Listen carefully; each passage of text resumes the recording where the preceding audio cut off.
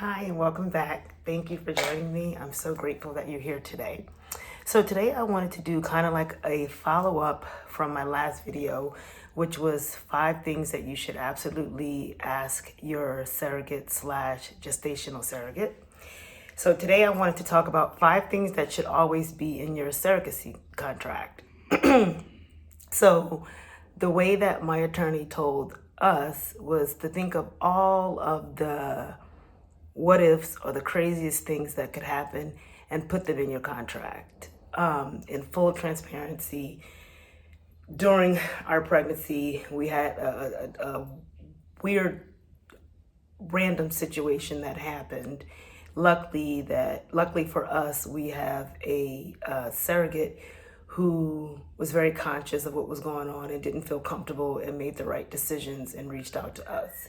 I'm saying this to say that that was never in our contract, nor would we have never foresaw that that would happen.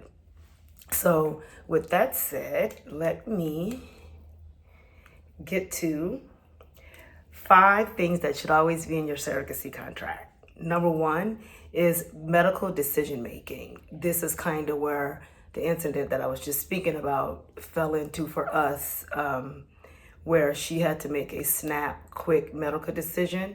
She knows us, so she knew what we would have wanted. Next, compensation and expenses. I think that's obvious.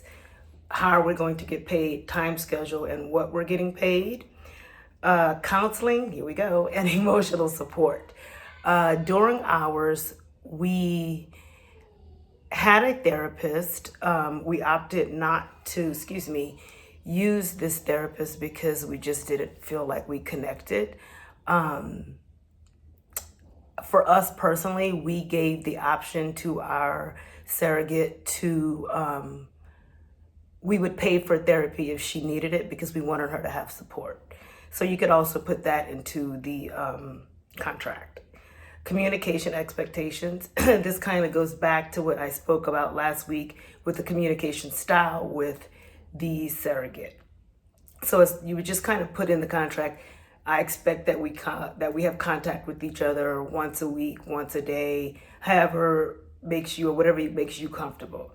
And lastly, a contingency plan. Contingency plan is the part what I was speaking about the what if or the worst case scenario. Someone moves, multiples, just a million things can happen. So you would definitely need a contingency plan to make sure that things are as smooth as possible.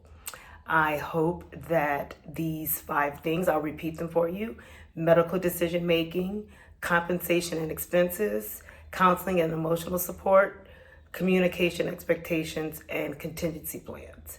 I hope that this was helpful for you. Not much, but just a little to think about.